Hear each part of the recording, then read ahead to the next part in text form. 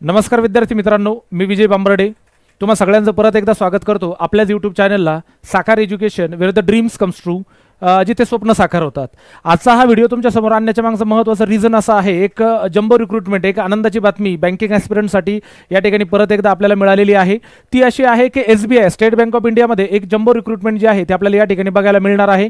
एक मागच्या 3-4 दिवसापूर्वी, एक 4-5 दिवसापूर्वी जर आपण हार्डली विचार केला तर जे चेअरमन आहेत SBIचे मिस्टर सेठी यांनी एक खूप मोठी अनाउन्समेंट जी आहे ती केली होती. वेगवेगळ्या पेपरच्या माध्यमातून, इकॉनॉमिक टाइम्सच्या माध्यमातून, नवीन वेगवेगळ्या व्हिडिओच्या माध्यमातून कारण त्यांनी स्वतः पण एक छोटासा व्हिडिओ जो आहे त्या ठिकाणी त्यांचा आपण बघितला होता की या वर्षी म्हणजे 2025 ते 2026 या फायनान्शियल इयरमध्ये SBI टोटल जे आहे तर एक 18,000 वॅकन्सीची रिक्रुटमेंट या ठिकाणी जी आहे तर ती काढणार आहे. त्यातला एक श्री गणेशाय म्हणून एक सुरुवात जी आहे ती झाली आहे. याच्यात आनंदाची बातमी याच्यासाठी आहे की जे बँकिंग एक्सपिरियंट आहेत, आजची रिक्रुटमेंट जी आपल्याला बघायला मिळाली, ह्या रिक्रुटमेंटमध्ये सम ऑफ द ऑब्स्टॅकल्स आहेत, काही त्याच्यामध्ये हर्डल्स आहेत की काही लोक अप्लाय करू शकतात, काही लोक अप्लाय करू शकत नाहीत. पण ही आनंदाची बातमी मी याच्यासाठी म्हणतोय की याच्या पुढे त्यांनी जी अनाउन्समेंट केलेली आहे त्या अनाउन्समेंटनुसार पुढच्या येणाऱ्या रिक्रुटमेंट पण ज्या आहेत त्या खूप लवकर येणार. त्याच्यामध्ये सर्वात मोस्ट अवेटेड जी काही रिक्रुटमेंट आहे ती मोस्ट अवेटेड रिक्रुटमेंट आहे SBI क्लर्कची. ती एक आनंदाची गोष्ट आपण या ठिकाणी कन्सिडर करू शकतो की येणाऱ्या काही महिन्यांमध्ये, काही दिवसांमध्ये ती रिक्रुटमेंट पण आपल्याला बघायला या ठिकाणी मिळेल. आजची जी रिक्रुटमेंट आहे ती रिक्रुटमेंट कुठली, तर आजची रिक्रुटमेंट आहे सर आपली सर्कल बेस ऑफिसरची CBO 2020 आफ्टर कोरोना. SBI ने एक नवीन रिक्रुटमेंट चालू केली आहे. त्या रिक्रुटमेंटचं नाव आहे सर्कल बेस ऑफिसर, शॉर्ट फॉर्ममध्ये आपण ज्याला CBO असं म्हणतो. तर यावर्षीही जेवढे सर्कल्स आहेत त्या सर्कलपैकी आपल्याला टोटल 2,600 सर्कल बेस ऑफिसरची जी वॅकन्सीज आहे ते आपल्याला या ठिकाणी बघायला मिळतीये. त्याच्यामध्ये आपण आजच्या व्हिडिओमध्ये नेमकं काय बघणार आहोत, तर कुठल्या सर्कलमध्ये किती वॅकन्सीज आहेत, आपण कुठल्या सर्कलमधून अप्लाय केलं पाहिजे, सिलेक्शन प्रोसेस काय असली पाहिजे, त्यांचे रेम्युनरेशन म्हणजे त्यांना जवळपास जी मिळणारी सॅलरी आहे ती सॅलरी नेमकी जी आहे ती किती असणार आहे, त्याच्यानंतर एजचा क्रायटेरिया काय असेल, एक्झामचा पॅटर्न कसा असेल, सिलेक्शन प्रोसेसमध्ये आपल्याला कुठल्या कुठल्या स्टेप फॉलो करायच्या आहेत, फुलफिल करायच्या आहेत, त्याची एक ओव्हरऑल चर्चा आपण आज या ठिकाणी करणार आहोत. तर सुरुवात करताना बघा, याच्यामध्ये टोटल वॅकन्सीज ज्या दिलेल्या आहेत आपल्याला टोटल सर्कलच्या त्या 2,600 आहेत. ह्या 2,600 आहेत out of the total circles usually. पण आपण अप्लाय करताना आपल्याला महाराष्ट्र सर्कल, आपल्याकडे 2 अपॉर्च्युनिटीज आहेत. महाराष्ट्रीयन विद्यार्थी जे आहेत ज्यांची लोकल लँग्वेज मराठी आहे त्या विद्यार्थ्यांसाठी आपल्याकडे 2 संधी आहेत. पहिली संधी आहे महाराष्ट्र सर्कल आणि दुसरा आहे मुंबई आणि मेट्रो सर्कल. या 2 सर्कलपैकी आपल्याला अप्लाय करायचं आहे. सर यांच्यामधला नेमका डिफरन्स काय असेल बेसिकली, तर तो मी तुम्हाला सांगतोय. महाराष्ट्र सर्कलमधून जर तुम्ही अप्लाय करत असाल तर महाराष्ट्र सर्कलमध्ये जर तुम्ही अप्लाय केलं आणि त्याच्यात जर तुमचं सिलेक्शन झालं तर मुंबई मेट्रो किंवा मुंबई सिटी सोडून, गोवा सोडून बाकी महाराष्ट्रामध्ये जेवढेही आपले जिल्हे असतील, जेवढे लोकेशन्स असतील त्या कुठल्याही लोकेशनमध्ये आपलं जे आहे तर पोस्टिंग जी आहे ती या ठिकाणी होऊ शकते. त्याच्यासाठी टोटल 250 वॅकन्सीज तुम्ही बघू शकता या ठिकाणी आपल्यासाठी आहे. आणि जर तुम्ही मुंबई मेट्रोमधून जर अप्लाय केला असेल, मुंबई मेट्रो ज्याच्यामध्ये मी तुम्हाला सांगितलं ऑलरेडी की मुंबई सिटी आणि त्याच्यानंतर गोवा यांच्यापैकी आपल्याला टोटल 100 वॅकन्सीजची रिक्रुटमेंट या ठिकाणी आहे. मग काही विद्यार्थी काय म्हणतील, सर मग आम्ही एक काम करतो, वरच्या 250 वॅकन्सीज आणि खालच्या 100 वॅकन्सी अशा टोटल 250 वॅकन्सीसाठी आम्ही अप्लाय करू शकतो का? तर या प्रश्नाचं उत्तर जे आहे मी लगेच खाली सांगितलंय. The candidate will have to apply only for the 1 circle only. तुम्ही जर एका सर्कलमधून अप्लाय केला असेल तर तुम्ही दुसऱ्या सर्कलला अप्लाय करू शकत नाही. हे सगळ्यात महत्त्वाचा मुद्दा लक्षात ठेवायचा आहे. त्याच्यामुळे अप्लाय करताना, सर्कल ठरवताना पूर्ण विचार करूनच आपल्याला ठरवायचं आहे की मला मुंबई सिटी किंवा गोवामध्ये काम करायचं असेल तर मुंबई मेट्रो सर्कल आपण सिलेक्ट करू शकतो. अदर दॅन ऑल महाराष्ट्र जर आपल्याला काम करायचं असेल कुठेही तर आपण या ठिकाणी महाराष्ट्र सर्कल जे आहे तर 250 वॅकन्सीसाठी आपण या ठिकाणी अप्लाय करू शकतो. तर आता आपण या ठिकाणी जे आहेत वॅकन्सीजचे डिटेल आहे ते आपण या ठिकाणी बघणार आहोत की कुठल्या कॅटेगरीसाठी कुठल्या वॅकन्सीज. महाराष्ट्र सर्कल बेसिकली मी घेताना आपल्या ज्या सर्कलमध्ये विद्यार्थी अप्लाय करणारे महाराष्ट्र आणि मुंबई सर्कल ह्या दोघांचेच वॅकन्सीज या ठिकाणी घेतले आहे. बाकीच्या वॅकन्सीज ज्या आहेत जर तुम्हाला अप्लाय करायचं असेल तिकडून तर तुम्ही आपल्या ऑफिशियल नोटिफिकेशनमध्ये ते बघू शकता.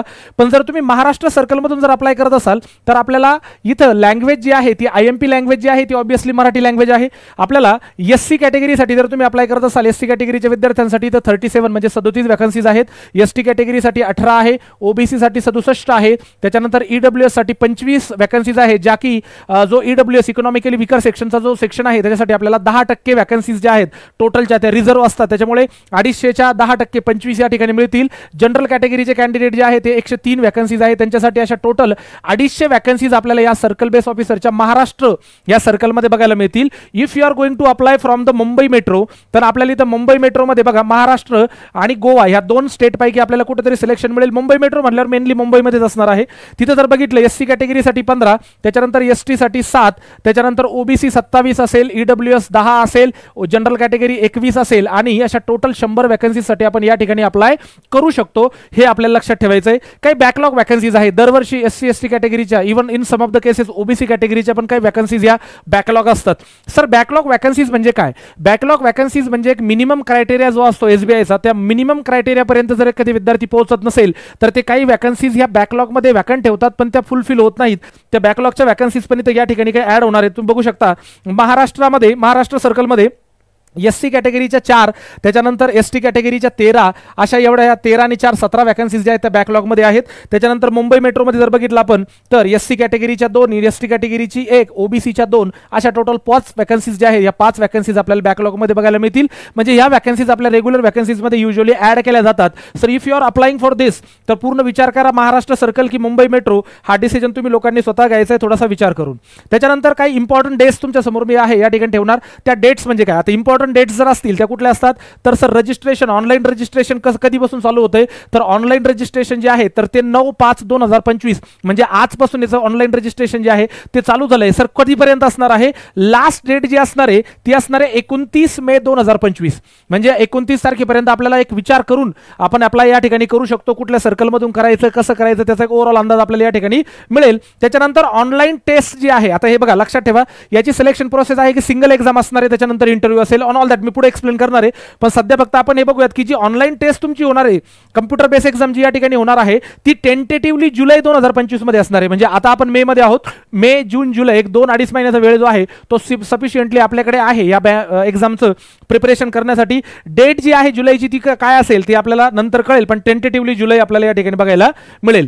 सर एज्युकेशनल क्वालिफिकेशन काय लागतं? मला जर या सर्कल बेस ऑफिसरसाठी जर अप्लाय करायचं असेल तर सो आता आपण एज्युकेशनल क्वालिफिकेशन जे आहे, एसेन्शियल एज्युकेशनल क्वालिफिकेशन, याच्यासाठी काय लागणार आहे त्याच्याबद्दल आपण चर्चा करतोय. इथं मेनली 2 एज्युकेशनल क्वालिफिकेशन आपल्याला फुलफिल करावे लागतील. पहिला आहे म्हणजे आपलं जे अकॅडमिक्स आहे, अकॅडमिक्सचं क्वालिफिकेशन, आणि त्याच्यानंतर आपल्याला एक्सपिरियन्सशी रिलेटेड असलेली जी काही फुलफिलमेंट आहे ती पण या ठिकाणी करावं लागेल. बिकॉज सर्कल बेस ऑफिसर ही जी पोस्ट आहे इथं आपण प्लेन ग्रॅज्युएट्स किंवा जे फ्रेशर्स आहेत ते या ठिकाणी अप्लाय करू शकत नाही. याच्यासाठी आपल्याला मिनिमम 2 वर्षाचा एक्सपिरियन्स असला पाहिजे. तो एक्सपिरियन्स कसा असेल ते मी सांगतो. First of all academic qualification मध्ये ग्रॅज्युएशन इन एनी डिसिप्लिन, म्हणजे तुम्ही कुठल्याही ग्रॅज्युएशनमध्ये BA, BCom, BSc, BCA, BCS, BBA कुठल्याही स्ट्रीममधून तुमचं ग्रॅज्युएशन झालं असेल, इव्हन दो तुम्ही ओपन युनिव्हर्सिटीमधून जरी ओपन युनिव्हर्सिटीमधून जरी तुमचं ग्रॅज्युएशन कंप्लीट केलं असेल तेही चालेल, but you must be the graduate in that case any discipline. Okay. आणि दुसरा सर्वात महत्त्वाचा मुद्दा जो आहे तो या ठिकाणी तो आहे सर कुठला, तर एक्सपिरियन्स. आपल्याला जो आहे तो एक्सपिरियन्स या ठिकाणी असला पाहिजे. एक्सपिरियन्सच्या बाबतीत मिनिमम 2 इयर एक्सपिरियन्स पाहिजे आपल्याला. तो पण कसा पाहिजे? ॲज ऑन 30/4/2025 तुम्ही as an officer of any schedule commercial bank or any regional rural bank या ठिकाणी तुम्हाला मिनिमम 2 वर्षाचा, लक्षात ठेवा, ॲज अन ऑफिसर आपल्याला या ठिकाणी बघायचंय. ॲज अन ऑफिसर तुम्हाला एक्सपिरियन्स या ठिकाणी असला पाहिजे, हे सगळ्यात पहिले लक्षात घ्या. तर या 2 वर्षाचा एक्सपिरियन्स आहे ॲज ऑन 30/4/2025 म्हणजे 30 एप्रिल 2025 पर्यंत तुमचे 2 वर्ष हे कंप्लीट झालेले असले पाहिजे. एक्सपिरियन्सचे तोच कॅन्डिडेट या परीक्षेसाठी अप्लाय करू शकतो. एनी ग्रॅज्युएट त्या ठिकाणी आपल्याला ऑलरेडी आपण बघितलंय अकॅडमिक्स क्वालिफिकेशन आहे. त्याच्यानंतर सर एजचा क्रायटेरिया काय आहे? आता बघा इतके सारे व्हिडिओज जे आहे आपण आपल्या युट्यूबच्या चॅनलवर टाकत असतो की एज किती पाहिजे, एज किती पाहिजे. एजचा क्रायटेरिया तेवढा काही चेंज नसतो. ऑफिसर कॅडरला 30, 33, 35 हा क्रायटेरिया आहे. क्लेरिकल कॅडरला असाल तर 28, 31 आणि 33 हा क्रायटेरिया आहे. आता ही पोस्ट ऑफिसरची असल्यामुळे इथे जर बघितलं एज माझं as on 30 April 2025 minimum age जे आहे ते आपलं 21 वर्ष कंप्लीट पाहिजे आणि जास्तीत जास्त 30 वर्ष आपल्याला या ठिकाणी लागेल. आणि ॲज युजल जसं रिझर्वेशन दिलेलं आहे की 3 वर्षाचं रिझर्वेशन ओबीसी कॅटेगरीसाठी आहे म्हणून ते 33 वर्षापर्यंत अप्लाय करतील. एससी एसटी कॅटेगरी जी आहे ते वयाच्या 35 वर्षापर्यंत या ठिकाणी अप्लाय करू शकता. याच्यावर जास्त चर्चा करायची आय डोंट थिंक सो गरज आहे, कारण हा क्रायटेरिया युजली नेहमी तो फॉलो केला जातो. Okay sir. Application fees, if you I just want to just apply for this recruitment, तर मला फीस किती पेड करावी लागेल? इथं बघा आपण जर बघितलं जनरल कॅटेगरी, ईडब्ल्यूएस कॅटेगरी आणि ओबीसी कॅटेगरीसाठी आपल्याला 750 रुपये जे आहे ते या ठिकाणी पेड करायचे. त्याच्यामध्ये इन्क्लुजिंग ऑफ जीएसटी वगैरे एक्सेट्रा एक्सेट्रा जो पोर्शन आहे तो आहे 750. इन शॉर्ट 750 रुपये आपली फीस असेल. त्याच्यानंतर एससी एसटी पीडब्ल्यूडी कॅन्डिडेट असेल किंवा कॅन्डिडेट असेल यांच्यासाठी जर बघितलं आपण तर यांच्यासाठी फीस जी आहे ती नील असेल. त्याच्यामुळे इथं आपण क्लिअरली जे आहे 750 रुपये फीस आपल्याला या ठिकाणी पेड करावं लागेल only for this category, general, EWS आणि ओबीसी. रेस्ट ऑफ द केसमध्ये आपल्याला आपल्याला फीस भरायची गरज नाहीये. सर अप्लाय करत असताना बऱ्याच विद्यार्थ्यांची ही एक अपेक्षा असते की सर मला परीक्षेसाठी जास्त दूर जायची गरज पडायला नको. तर ह्या केसमध्ये जर तुम्ही बघितलं तर आपल्याला जे सेंटर दिले एक्झाम सेंटर त्यातले त्या सिंगल एक्झाम आहे, त्याच्यामुळे प्रीसाठी जायचं मेनसाठी जायचं हा विषय तर नाहीये, फक्त आपल्याला एक सिंगल एक्झाम या ठिकाणी द्यायचे आहे. तर तुम्ही बघू शकता महाराष्ट्रामध्ये अहिल्यानगर म्हणजे अहमदनगर असेल, अमरावती असेल, छत्रपती संभाजीनगर असेल, जळगाव कोल्हापूर असेल, लातूर असेल, नागपूर असेल, नांदेड असेल. आणि द मोस्ट इम्पॉर्टंट पार्ट जर तुम्ही नाशिकमधून जर अप्लाय करणार असाल तर नाशिक हे सेंटर इटसेल्फ आहे, म्हणजे आपल्याला मुंबई किंवा पुणे या ठिकाणी जायची गरज आपल्याला पडणार नाही. हे सगळ्यात महत्त्वाचा मुद्दा आहे सिंगल एक्झामसाठी. अजून पुढे पुणे आहे, मुंबई, ठाणे, नवी मुंबई वगैरे वगैरे, सातारा इथपर्यंत सुद्धा आपल्याला या ठिकाणी जे आहे तर सेंटर जे आहे ते अवेलेबल आहे. त्याच्यामुळे ऑब्व्हियसली नाशिकच्या लोकांना नाशिक सोडून बाहेर सेंटरकडे जायची गरज या ठिकाणी पडणार नाही. सर एक्झॅक्टली सिलेक्शन प्रोसेस कशी असेल ह्या रिक्रुटमेंट जी आहे या रिक्रुटमेंटमध्ये सिलेक्शन प्रोसेस कशी असते? या सिलेक्शन प्रोसेसमधून आपल्याला 4 फेजमधून जायचे. किती फेजमधून जायचे? 4 फेज. त्याच्यातली पहिली फेज आहे ऑब्व्हियसली ज्याच्याबद्दल आपण आता चर्चा केली, ऑनलाईन टेस्ट जी आपल्याला या ठिकाणी द्यायची आहे. त्याच्यानंतर तुमची स्क्रीनिंग टेस्ट या ठिकाणी होणार. स्क्रीनिंग टेस्ट एक्झॅक्टली काय असतं ते मी थोड्या वेळानंतर तुम्हाला पुढे बोलणारच आहे. त्याच्यानंतर तिसरी फेज याच्यात इंटरव्ह्यू असेल. आणि the last but not the least LPT, language proficiency test. Just because of we are applying from the circle by circle, then ज्या सर्कलमधून आपण अप्लाय करतोय त्या सर्कलची लँग्वेज आपल्याला यायला पाहिजे. महाराष्ट्रातून अप्लाय करता तर मराठी यायलाच पाहिजे. This is the ultimate requirement of over here. So या 4 प्रोसेसमधून आपल्याला युजली जायचं आहे सिलेक्शनसाठी. त्यातलं बघा ऑनलाईन एक्झामचा जो पॅटर्न आहे, ऑनलाईन एक्झामचा पॅटर्न बिलकुल नवीन नाहीये. जरी ह्या वॅकन्सीज ज्या आहेत तरी ह्या एक्सपिरियन्स बेस्ड वॅकन्सीज असतील तरी याच्यामध्ये वेगळं काही नसेल. तुम्ही बघू शकता आपल्याला हे जे 3 जे टॉपिक आपल्याला या ठिकाणी 4 टॉपिक जे या ठिकाणी दिलेले आहेत ते 4 टॉपिक मध्ये पहिलं जे आहे ते इंग्लिश आहे. इंग्लिश लँग्वेज याचे नंबर ऑफ क्वेश्चन 30 असतील, मार्क पण 30 आहे आणि ड्युरेशन जे आहे त्याला 30 मिनिटाचा वेळ जो आहे तो आपल्याला या ठिकाणी दिला गेलेला आहे. त्याच्यानंतर आहे बँकिंग नॉलेज. बँकिंग मतलब it is general awareness. Usually general awareness मध्ये आपल्याला बँकिंग अवेअरनेस जास्तीत जास्त पोर्शन याच्यामध्ये विचारला जाणार आहे, म्हणून त्यांनी देताना एक बँकिंग अवेअरनेस आणि त्याच्यानंतर एक जनरल अवेअरनेस जे की बेस्ड ऑन इकॉनॉमी असेल. असे 40 प्रश्न आहेत बँकिंग नॉलेजचे. त्याच्यात मेनली मला असं वाटतं की स्टॅटिक बँकिंगवर जास्त जोर त्यांनी दिलेला असेल. स्टॅटिक बँकिंग असेल किंवा बँकिंगच्या ज्या टर्मिनॉलॉजीज आहेत त्याच्यावर जास्तीत जास्त प्रश्न विचारले जातील. जे विद्यार्थी ऑलरेडी बँकिंग ॲस्पिरंट आहेत त्या लोकांना याच्यासाठी काही नवीन नाहीये, तर त्याच्यामध्ये आपल्याला त्या गोष्टी ज्या आहेत ते बघायला मिळतील. 40 क्वेश्चन 40 मार्क 40 मिनिटाचा वेळ याच्यासाठी असेल. त्याच्यानंतर जनरल अवेअरनेस आणि ऑब्लिकमध्ये इकॉनॉमी दिले मतलब इकॉनॉमीशी रिलेटेड क्वेश्चन्स आपल्याला जास्त बघायला मिळतील. 30 क्वेश्चन आहेत, 30 मार्क आहे आणि 30 मिनिटाचा वेळ आहे. त्याच्यानंतर कम्प्युटर ॲप्टिट्यूड जर आपण बघितलं याच्यामध्ये तर 20 प्रश्न 20 मार्कासाठी आणि 20 मिनिटाचा वेळ. टोटल 120 प्रश्न 120 मार्क आणि 2 तासाचा हा पेपर असेल. हा ऑब्जेक्टिव्ह पेपर असणार आहेत लक्षात ठेवा. बट त्याच्यानंतर आपल्याला एक डिस्क्रिप्टिव्ह पेपर पण या ठिकाणी द्यायचं आहे. डिस्क्रिप्टिव्ह पेपर म्हणजे काय असतं? डिस्क्रिप्टिव्ह पेपर हा बहुतांशी विद्यार्थ्यांना याच्याबद्दल ऑलरेडी आयडिया आहे. डिस्क्रिप्टिव्ह पेपर आहेत आपल्याला या ठिकाणी टोटल 50 मार्क्सचा. याच्यामध्ये आपल्याला एक एसे आणि एक लेटर रायटिंग जे आहे ते आपल्याला याच्यामध्ये बाय द वे रायटिंग म्हणजे लिहायचं नाही, आपल्याला कीबोर्डच्या सहाय्याने टाईप या ठिकाणी करायचं आहे. एक एसे आणि एक लेटर त्या ठिकाणी आपल्याला या ठिकाणी बघायचं आहे. बरं, याच्यातला सगळ्यात महत्त्वाचा मुद्दा काय?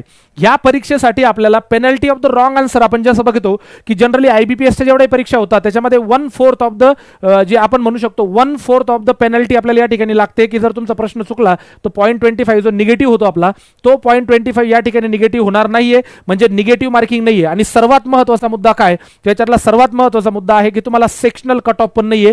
तुमचा जो कट ऑफ आहे तो ओव्हरऑल जे 170 मार्क आहेत, 120 मार्क हे 50 मार्क जे आहे डिस्क्रिप्टिव्हचे असे टोटल 170 मार्क जे आहेत ह्या 170 मार्कवर तुमचं मेरिट जे आहे इंटरव्ह्यूसाठी या ठिकाणी तुम्ही क्वालिफाय होणार आहात. तर हा आपला पेपर पॅटर्न आहे. याच्यापेक्षा जास्त याच्यावर बोलायची गरज मला असं वाटतं नाहीये. सर स्क्रीनिंग पॅटर्न हा नेमका काय प्रकार आहे? मोस्ट ऑफ द विद्यार्थ्यांसाठी स्क्रीनिंग हा थोडा नवीन पॅटर्न आहे. स्क्रीनिंग म्हणजे नेमकं काय असतं? तर स्क्रीनिंगच्या बाबतीत जर सांगायचं झालं तर स्क्रीनिंगसाठी त्यांनी असं कुठलाही कॅटेगरी या ठिकाणी दिलेली नाहीये. फक्त त्यांनी असं सांगितलंय की जेही कॅन्डिडेट यासाठी अप्लाय करणार आहेत, जेही कॅन्डिडेट अप्लाय करणार आहे ते अप्लाय करत असताना एवढं लक्षात ठेवा की अप्लाय करणारा विद्यार्थी त्यांनी जो ठरवलेला क्रायटेरिया आहे तो क्रायटेरिया फुलफिल करणारा असावा. आता चला त्यातल्या त्यात जर आपण बघितलं तर मिनिमम क्रायटेरिया जो आहे तो एज्युकेशनल क्रायटेरिया आहे. एज्युकेशनल त्याचं सर्टिफिकेट जे आहे ते क्लिअर असले पाहिजे. त्याच्यानंतर त्याचा एक्सपिरियन्स जो आहे तो एक्सपिरियन्स जो आहे तो प्रॉपर असला पाहिजे.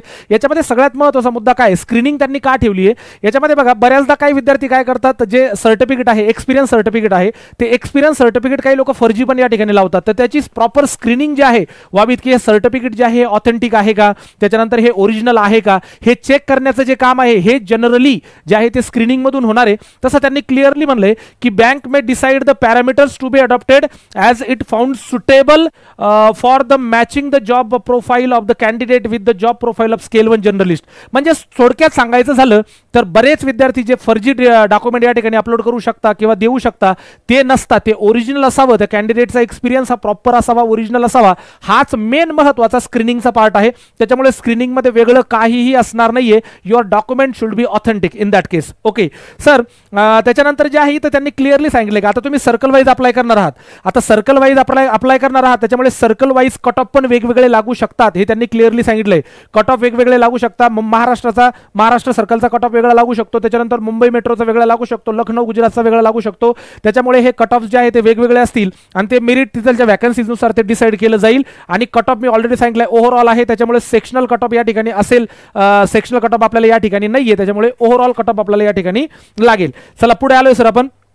इंटरव्ह्यू पॅटर्न कसा आहे. आता interview will be consist of 50 marks. इथं जे आहे ते इंटरव्ह्यू तुमचा 50 मार्क्सचा होणार आहे. इंटरव्ह्यूमध्ये ऑब्व्हियसली तुम्हाला मोस्टली हा एक्सपिरियन्स जॉब असल्यामुळे तुमच्या इंटरव्ह्यूमध्ये तुम्हाला सर्वात जास्त जे प्रश्न विचारले जाणार आहे ते तुमच्या जॉब प्रोफाईलशी रिलेटेड आहे. म्हणजे ज्या ऑर्गनायझेशनचा एक्सपिरियन्स तुम्हाला लोकांना 2 वर्षाचा किंवा त्याच्यापेक्षा जास्त आहे त्या ऑर्गनायझेशन किंवा त्या जॉब प्रोफाईलशीच रिलेटेड जास्तीत जास्त प्रश्न आपल्याला या ठिकाणी विचारले जातील. म्हणजे तुम्ही तुमचा इंटरव्ह्यू तुमच्या खिशात कसा आणायचा हे इथं ठरवू शकता, कारण एक्सपिरियन्स बेस इंटरव्ह्यू जास्तीत जास्त होण्याची शक्यता या ठिकाणी असते. 50 मार्क्सचा जो इंटरव्ह्यू आहे तो या ठिकाणी घेतला जाणार. म्हणजे 170 विथ डिस्क्रिप्टिव्ह 170 मार्क्सचा पेपर एक्झाम असेल. त्याच्यानंतर 50 मार्क जे आहे ते 50 मार्क इंटरव्ह्यूचे असतील. याच्यातून आपला जो आहे फायनल रिझल्ट जो आहे तो याच्यातून केला जाणार आहे. The candidate will have to qualify both online test and interview separately. यांचे जे टेस्ट आहे यांचे जे मार्क आहे ते सेपरेटली असणार आहे, कारण एक्झामचे मार्क वेगळे असणार, इंटरव्ह्यूचे वेगळे. मिनिमम जो क्रायटेरिया आहे तो फुलफिल केल्याच्या नंतर आपल्याला मिळालेले जे 170 मार्क आहे त्याला कन्वर्ट केलं जाणार आहे 75 मध्ये आणि त्याच्यानंतर इंटरव्ह्यूचे मार्क जे आहे ते कन्वर्ट केले जाणार आहे 25 मध्ये. 75:25 च्या ह्या रेशोमध्ये तुम्हाला आउट ऑफ 100 तुमचा फायनल जो रिझल्ट आहे तो या ठिकाणी डिस्प्ले केला जाईल आणि अशा पद्धतीने आपलं सिलेक्शन या ठिकाणी होणार आहे. त्याच्यानंतर आपण पुढे आलोय सर सॅलरी स्ट्रक्चर. कारण कुठल्याही जॉबचं जे अट्रॅक्शन असतं ते अल्टिमेट अट्रॅक्शन असतं आपल्याला सॅलरी किती मिळणार. आता आमचे जे ऑलरेडी विद्यार्थी सर्कल बेस ऑफिसर आहे त्यांच्याशी मी सकाळी चर्चा करूनच हा पॅटर्न जो आहे सॅलरीचा या ठिकाणी ठेवलाय. सध्याची त्यांनी त्यांच्या रिक्रुटमेंट त्यांच्या नोटिफिकेशन मध्ये दिलेली जी बेसिक पे आहे तो बेसिक पे त्यांनी 48,480 रुपये त्यांनी ठेवलेला आहे. पण हा फक्त एवढाच लक्षात न ठेवता आपल्याला टीए डीए HRA या सगळ्या गोष्टी जे मिळणार आहेत, वेगवेगळे मेडिकल अलाउन्सेस मिळणार आहे तिथं क्लिअरली लिहिलंय. त्याच्यानंतर तुम्हाला HRA मिळेल, त्याच्यानंतर लीज आणि रेंटल पण तुम्हाला या ठिकाणी मिळणार आहे. त्याच्यानंतर पेन्शन फंड असेल, NPS असेल, त्याच्यानंतर मेडिकल फॅसिलिटीज असतील.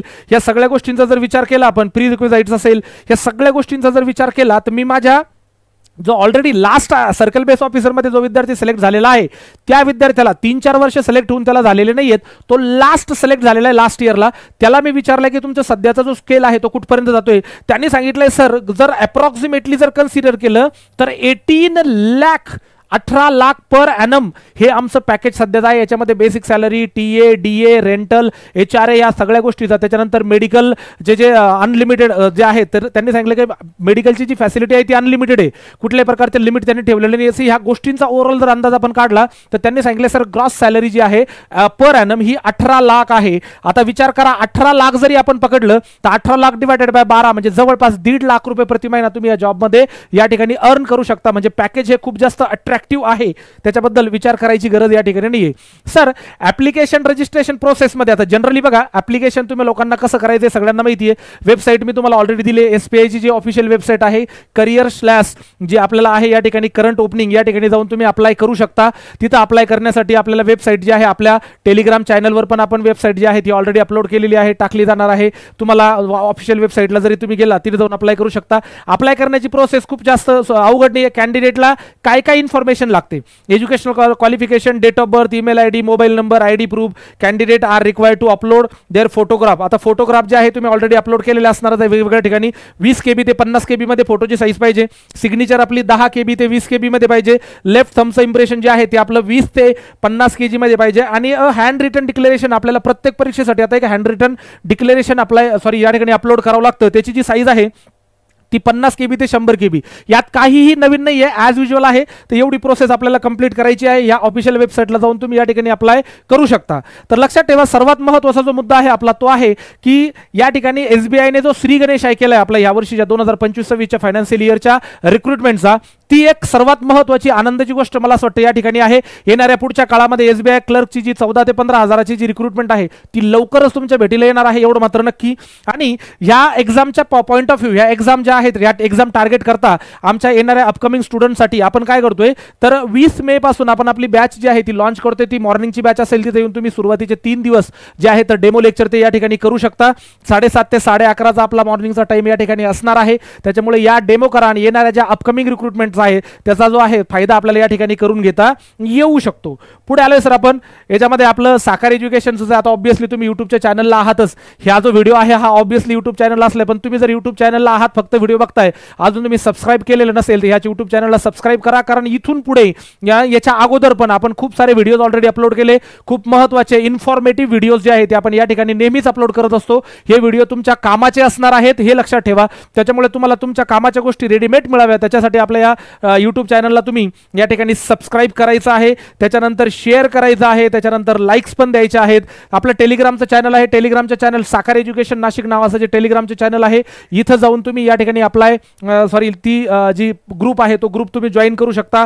त्याच्यानंतर थोडंसं पुढे जर आपण गेलो तर आपण इंस्टाग्रामच्या पेजला पण, आता ऑब्व्हियसली तुम्ही सगळे लोक इंस्टाग्रामला आहात त्याच्यामुळे आम्हाला इंस्टाग्रामला यावं लागलं. आपण साकार एज्युकेशन या इंस्टाग्रामच्या चॅनलला पण येऊन तुम्ही जे आहे तर ते जॉईन होऊ शकतात. आणि सर्वात महत्त्वाचा मुद्दा, व्हॉट्सअपच्या ग्रुप जे आहे, व्हॉट्सअपच्या ग्रुपला पण तुम्ही जवळपास सर्व विद्यार्थी जे आमच्यापर्यंत येतात त्यांना आम्ही आमच्या ग्रुपला स्वतःहून ॲड करून घेतो. पण जर तुम्ही ॲड नसाल आणि ही इन्फॉर्मेटिव्ह व्हिडिओज, इन्फॉर्मेशन जर तुम्हाला हवी असेल प्रत्येक वेळी, तर आपला जो साकार एज्युकेशनचा जो व्हॉट्सअपचा नंबर आहे त्या व्हॉट्सअपच्या नंबरला तुम्ही या ठिकाणी जॉईन होऊ शकता. बघा इथं नंबर दिला आहे 7066794140. ह्या व्हॉट्सअपच्या नंबरला तुम्ही या ठिकाणी स्वतःला ॲड करून घेऊ शकता. आणि last but not the list, की आता इथं लक्षात ठेवा, ही जी संधी आहे ही संधी, चला तुम्ही फ्रेशर आहात, तुम्ही या परीक्षेसाठी अप्लाय करू शकत नाही. बरेच विद्यार्थ्यांना असं वाटेल की सर आम्ही फ्रेशर आहोत, आम्हाला 2 वर्षाचा एक्सपिरियन्स नाहीये. लक्षात ठेवा, ही रिक्रुटमेंट जरी तुमच्यासाठी नसेल, पण तुमच्या घरातले कोणी सिनियर, तुमचे भाऊ असेल, बहीण असेल, तुमचे कोणी फ्रेंड्स असतील ज्यांनी हा क्रायटेरिया फुलफिल केलेला आहे, 2 वर्षाचा एक्सपिरियन्सचा, कुठल्या तरी प्रायव्हेट किंवा रिजनल रूरल बँकेमध्ये त्यांनी कसा तरी जॉब जो आहे 2 वर्षाचा केलाय आणि आता एक सुवर्ण संधी त्यांच्यासाठी चालून आली आहे, तर हा व्हिडिओ, ही इन्फॉर्मेशन त्यांच्यापर्यंत पोहोचवा, त्यांना या संधीचा लाभ मिळेल असं आपल्या बाजूने थोडंसं आपण या ठिकाणी करूयात. जेवढं होईल तेवढं जास्तीत जास्त इन्फॉर्मेशन शेअर करण्याचा प्रयत्न या ठिकाणी करा. आजच्यासाठी एवढंच. पुढच्या व्हिडिओ सोबत, पुढच्या नवीन रिक्रुटमेंट सोबत आम्ही परत तुमच्या भेटीला येत राहणार. तोपर्यंत